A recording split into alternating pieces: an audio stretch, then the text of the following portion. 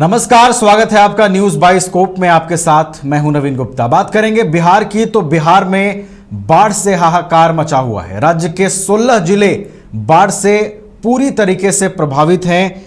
4 लाख से ज्यादा लोग इस वक्त त्राहिमाम कर रहे हैं। कोसी, गंडक, बागमती और महानंदा समेत कई नदियां उफान पर हैं। जल संसाधन विभाग ने कहा है कि अगले 48 घंटे बिहार में नदियों के जलस्तर को लेकर काफ़ी अहम है। और अगर हम आपको कई जिलों की जानकारी दें, जिसमें सहरसा, सुपौल, मोतिहारी जैसे जिले हैं जहां पर स्थिति लगातार बिगड़ रही है। और आलम यह है कि जो तटबंध बनाए गए थे वो तटबंध भी अब अपनी सांस तोड़ चुके हैं और लोगों के घरों तक पानी पहुंच गया है। लोगों के घरों का सामान सड़कों पर आ गया है। सड़कों पर मानो लोग नाव से सवारी कर रहे हो। तो ये तस्वीरें बिहार की हैं जो अपनी टीवी स्क्रीन पर हम आपको दिखा रहे हैं। लगातार जो बाढ़ से हालात हैं वो बिगड़ते जा रहे हैं। कई जिलों में जो है वो अधिक से अधिक लोगों के प्रभावित होने की खबर है। और जो कई जिलों में जिलाधिकारी है खुद कैंप कर रहे हैं, ग्राउंड जीरो पर पहुंचकर लोगों को मदद पहुंचा रहे हैं। हमारे साथ और अधिक अपडेट्स के साथ हमारे बिहार संपादक एसके राजीव जुड़े हुए हैं पटना से। सीधे उनका रुख करेंगे, तमाम जानकारियां लेंगे। एसके राजीव, बिहार में बाढ़ से हाहाकार मचा हुआ है। 16 जिले बुरी तरह प्रभावित हैं और 4 लाख की आबादी प्रभावित है। अगले 48 घंटे जल संसाधन विभाग ने कहा है कि काफी अहम है। कैसे देख रहे हैं आने वाले 48 घंटों को? नहीं, देखिए नवीन, दरअसल में बिहार जो है वो बाढ़ की विभीषिका से न सिर्फ जूझ रहा है, बल्कि आप यह कह सकते हैं कि बाढ़ की त्रासदी से बिहार कहर रहा है। जी, दरअसल हम ये बात इसलिए कह रहे हैं कि आप चाहे गंगा की बात कर लीजिए, तो जैसे ही उत्तर प्रदेश से बिहार की सीमा में गंगा प्रवेश करती है बक्सर होते हुए, पूरे गंगा उफान पर है। हालांकि पिछले 3 दिनों से वाटर लेवल जो है वो थोड़ा घटा था, लेकिन आज फिर वाटर लेवल जो है वो ज़बरदस्त तरीके से गंगा में बढ़ रहा है। आप अगर गंडक चले जाइए गोपालगंज, मोतिहारी तरफ, तो गोपालगंज की में जो बराज है उसके 36 फाटक को खोल दिया गया है और ज़बरदस्त तरीके से गंडक नदी जो है वो उस पूरे इलाके में कहर बरपा रही है। और उसके बाद 4 जिले सीधे तौर पर उससे प्रभावित हैं। और अगर आप कोसी की बात करेंगे तो कोसी में बीरपुर बराज के 56 फाटक खोल गए हैं। स्थिति इतनी भयानक वहाँ पर है कि बराज के ऊपर से पानी जो है वो ओवरलैप कर रहा है। और जो 14 किलोमीटर का जो एम्बैंकमेंट की जो चौड़ाई है और उसमें जो एक बड़ी आबादी बसी हुई है, वो तमाम लोग घरों को छोड़ करके अब रिफ्यूजी का जीवन जीने को एम्बैंकमेंट के किनारे विवश हो गए हैं। देखिए, कहा यह जाता है नवीन कि जल जो है, एक आप गाना भी सुने होंगे कि पानी रे पानी तेरा रंग कैसा, जिसमें मिलाऊं लगे उस जैसा। तो पानी का कोई रंग नहीं होता है, लेकिन पानी लोगों के जीवन में जो रंग है उसको रंग विहीन जरूर कर देती है। और यही वजह है कि आज न सिर्फ आप, तो चूंकि 4 लाख का जो आंकड़ा बता रहे हैं वो काफ़ी कम है, मुझे लगता है कि अगर आप 16 जिले की तमाम आबादियों को जोड़ दें जो इस वक्त बाढ़ से प्रभावित है, तो ये आंकड़ा लगभग 40 लाख के करीब पहुँच जाएगा।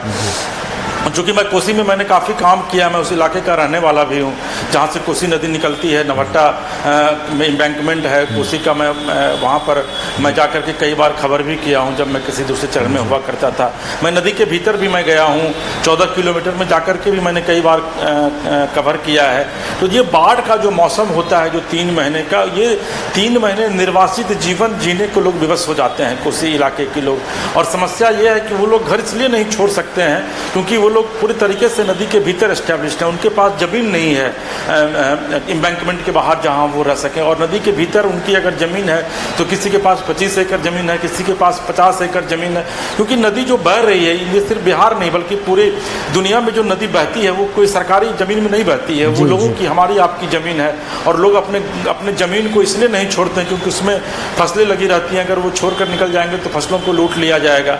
और 3 महीने का जो समय होता है ये बड़ा क्रूशियल होता है। अभी देखिए धान का समय है, धान का पौधा जो है वो बड़ा हो रहा है, लोग उसमें खाद बीज डालते हैं। लेकिन जो जिस तरीके से पानी का लेवल इस बार बढ़ा है, कहा यह जा रहा है कि 1968 के बाद पहली बार इस तरीके से नदी में जो कोसी में जो है वो पानी देखने को लोगों को मिला है। वहाँ पर जो हमारे सहयोगी है वहाँ वो कवर करने गए हैं, वहाँ के लोग मुझे भी वीडियो भेज रहे हैं जो मैं लगातार आपको भेज रहा हूँ, फिर आप स्क्रीन पर लोगों को दिखा रहे हैं। तो लोगों का जो घर है वहाँ पर, जो छत का घर है बांध के भीतर, वो छत को ओवरलैप कर गया है पानी, ये स्थिति है। तो अब लोग नाव नाव से किसी भी तरीके से जो रेस्क्यू टीम है, चाहे वो एनडीआरएफ की हो, चाहे वो एसडीआरएफ की हो, वो टीम उनको रेस्क्यू करके वहाँ से बाहर एम्बैंकमेंट पर ला रही है। अभी तक मरने वालों की संख्या में ज़बरदस्त इजाफा हुआ है।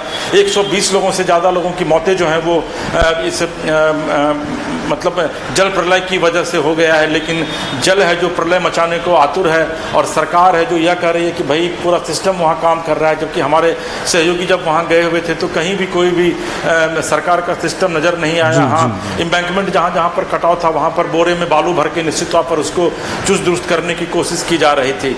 हालांकि 2 दिन पहले वहाँ के जो डीएम है उन्होंने कहा कि भाई चाहे वो गोपालगंज हो, मोतिहारी हो या फिर सहरसा सुपौल के डीएम हो, उनकी तरफ से एक अनाउंसमेंट जरूर करवाया गया है कि आप अपने घर से बाहर निकल जाइए, क्योंकि पानी का लेवल जो है वो बहुत ही ज़्यादा बढ़ रहा है। एक बड़ा सवाल यह भी है, मैं आपके माध्यम से नवीन जो है वो सरकार से भी पूछना चाहूँगा कि भाई क्या वाकई में आज़ादी के पहले भी कोसी की यही त्रासदी थी? आज़ादी के बाद 1954 में, मुझे याद, मैंने चूँकि स्टडी किया है, रिसर्च किया है इस पर, तो 1954 में जब तत्कालीन प्रधानमंत्री जवाहरलाल नेहरू हुआ करते थे, उस समय नेपाल के साथ जो इनकी ट्रीटी थी भारत की, उसके मुताबिक वीरपुर पर जो है वो बराज बनाया गया, और जो भी नदियाँ बिहार में आती हैं या भारत की सीमा में प्रवेश करती हैं नेपाल से, वो तमाम नदियाँ नेपाल से आती हैं, जो कि आपको सुपौल के पास वीरपुर है वहाँ से प्रवेश करती हैं। गंडक जो कि आपको पश्चिमी चंपारण में पड़ता है, वहाँ पर गंडक नदी वहाँ बराज से प्रवेश करती हैं। गोरखपुर उत्तर प्रदेश की सीमा, वहाँ भी गोरखपुर में प्रवेश करती हैं। तो ये जो नदियाँ हैं जो कि उत्तर प्रदेश और बिहार के इलाकों में जो तबाही मचाती है, पूरी तरीके से नेपाल से आती है। उसके पीछे की एक सबसे बड़ी वजह क्या है कि जो नेपाल जो है वो ऊंचाई पर है, वो पहाड़ी इलाका है, जबकि बिहार जो है वो कंप्लीट मैदानी इलाका है। तो पहाड़ से जो नदियाँ उतरती हैं वो सीधे तौर पर बिहार की तरफ रुख करेंगी, और यही वजह है कि हर एक साल लाखों करोड़ों रुपए का नुकसान जो है वो न सिर्फ बिहार के लोगों को, बिहार सरकार को उठाना पड़ता है, बल्कि करोड़ों रुपए सरकार के भी उसमें जाते हैं। अगर आप वाटर रिसोर्सेज डिपार्टमेंट की बात करेंगे तो करोड़ों रुपए, आपको ये पता है कि डिफेंस यानी कि युद्ध और जो पानी है इसका अकाउंटिंग नहीं होता है, इसका ऑडिट नहीं होता है, तो कहीं ना कहीं से करोड़ों रुपए एक लूट का एक बड़ा साधन भी सरकार के लिए भी, सरकार के अधिकारियों के लिए भी बन जाता है। और यही वजह है कि सरकार के अधिकारी हर एक साल उसमें करोड़ों रुपए का काम करवाते हैं, लेकिन वो करोड़ रुपए पानी के बहाव में, तेज बहाव में बहकर चले जाते हैं, और जो जिंदगियां हैं वो जिंदगियां इसी तरीके से लोग जीने को विवश हैं। हजारों लोग अभी तक काल के गाल में इस बाढ़ की त्रासदी की वजह से जा चुके हैं, लाखों करोड़ों रुपए का नुकसान हुआ है, लेकिन इसके बावजूद इसका स्थायी समाधान जो है न तो केंद्र सरकार की तरफ से किया जा रहा है और न ही बिहार सरकार की तरफ से। जी नवीन। बिल्कुल, देखिए इसके राजीव, इस बाढ़ ने बिहार की रफ्तार रोक दी है। अगर 16 जिले किसी राज्य के बाढ़ से प्रभावित हो जाएं तो ये समझने वाली बात है कि निश्चित रूप से जो रफ्तार है वो रुक जाएगी। आपने एक बहुत अहम चीज़ का जिक्र किया इसके राजीव, उस पर हम आपसे एक राय लेना चाहेंगे।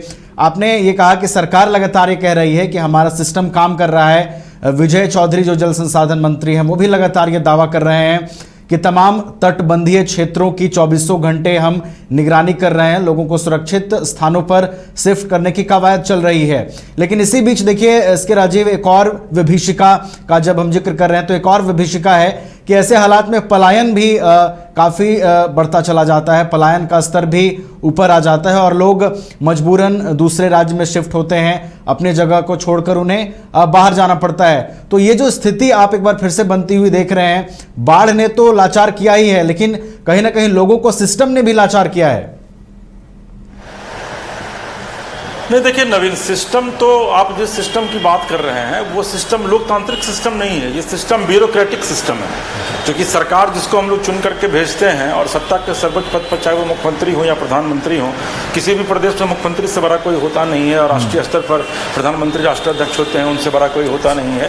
और ऐसी स्थिति में मुख्यमंत्री नीतीश कुमार कल यहाँ से दिल्ली चले गए हैं, जबकि उनको पता है कि बिहार बाढ़ से करा रहा है। विजय चौधरी जो कि वाटर रिसोर्सेज मिनिस्टर हैं, अब उनका देखिए कि वो ट्वीट करते हैं, अरे भाई जब इतनी विकराल स्थिति है तो मंत्री को निश्चित तौर पर वहाँ कैंप करना चाहिए। डीएम कह रहे हैं कि भाई मैं जा रहा हूँ, मैं सारी व्यवस्था करवा रहा हूँ, लेकिन सिस्टम जो हमारे सहयोगी वहाँ गए हैं तो कहीं पर कोई सिस्टम नज़र नहीं आया। एसडीआरएफ एनडीआरएफ की टीम निश्चित तौर पर लगी हुई है, लेकिन जिस तरीके से यह कहा गया कि भाई लोगों को बाहर निकाला जा रहा है, बाढ़ राहत शिविर कैंप बनाया गया है, वहाँ पर लोगों को रखा गया है, ये फिलहाल कहीं कुछ नज़र नहीं आया है। सिर्फ और सिर्फ नज़र ये आ रहा है कि लोग किसी भी तरीके से जान बचा करके निजी नाव पर सामान को लाद रहे हैं। आप अगर उस विजुअल को देख रहे होंगे तो बहुत कारुणिक के, बहुत हृदय विदारक वो विजुअल है। किस तरीके से लोग घरों से सामान निकाल रहे हैं, लोगों का सामान डूब रहा है, कई पशुओं की मौत हो गई है क्योंकि पानी का लेवल इतना अचानक तेज बढ़ गया। 7 लाख क्यूसेक पानी का मतलब होता है मनीष, सॉरी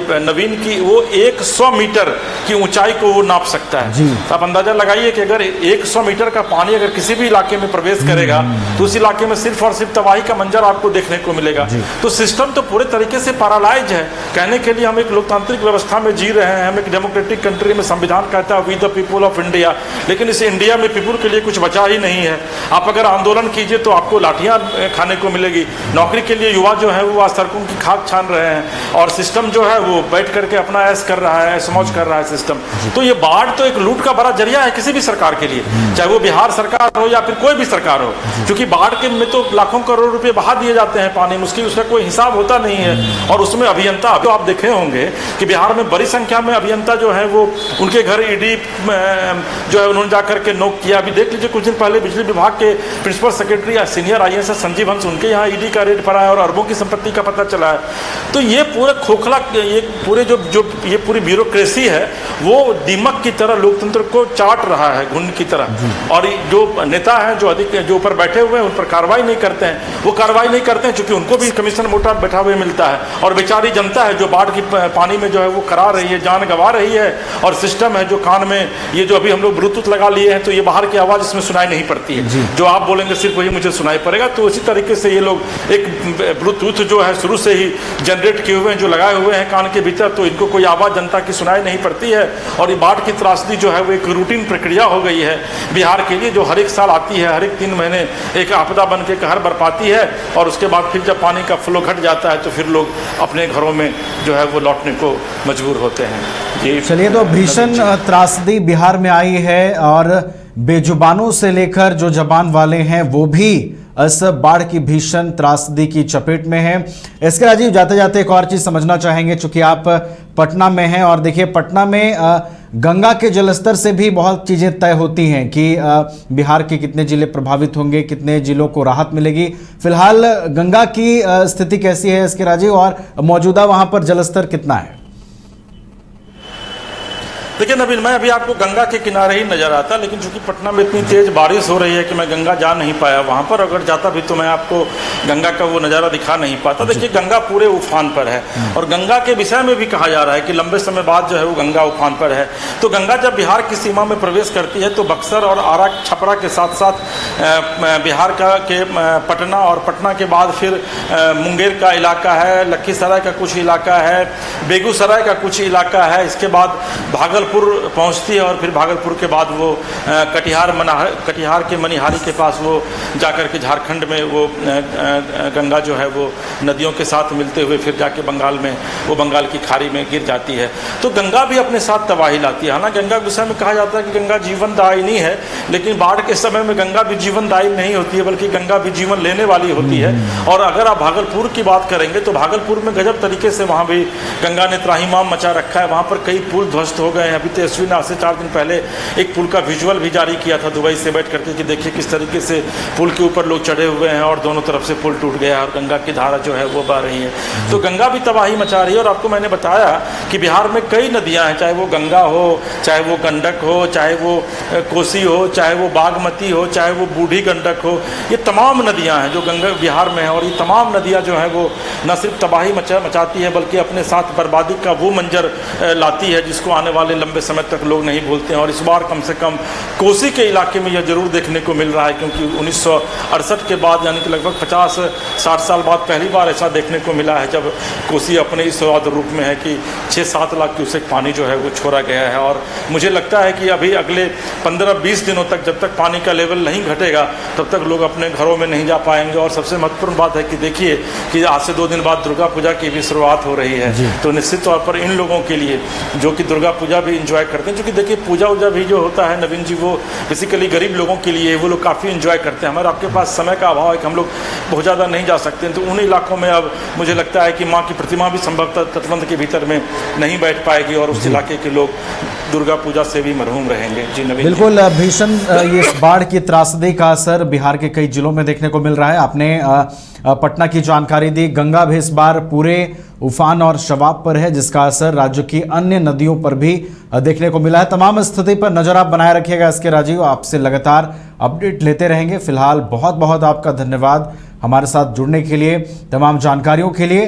तो हम बिहार की बाढ़ की तस्वीरें आपको दिखा रहे थे। बिहार के 16 जिले बाढ़ की चपेट में हैं, 4 लाख की आबादी प्रभावित हुई है। और सबसे बड़ी बात यह कि जो 4 जिले हैं, मोतिहारी, सुपौल, सहरसा, इन जिलों में पूरी तरीके से बाढ़ का रौद्र रूप हम कह सकते हैं देखने को मिल रहा है। और यहाँ पर लोग सड़क पर आ चुके हैं, सड़कों पर नाव चल रही है। ये तस्वीरें आप बिहार से इस वक्त देख रहे होंगे, सड़कों पर नाव चल रही है। लोगों के खाने पीने का सामान, उनके रोजमर्रा का सामान, उनके ज़रूरत का सामान सड़कों पर आ गया है। उनके घर के बर्तन भी सड़क पर तैर रहे हैं। इससे आप समझ सकते हैं कि बाढ़ ने कितना विकराल रूप बिहार में लिया है और उसका दंश, उसका असर बिहार वासी झेल रहे हैं। फिलहाल बाढ़ पर इस रिपोर्ट में हमारे साथ इतना ही। आप देखते रहिए न्यूज़ 22 को।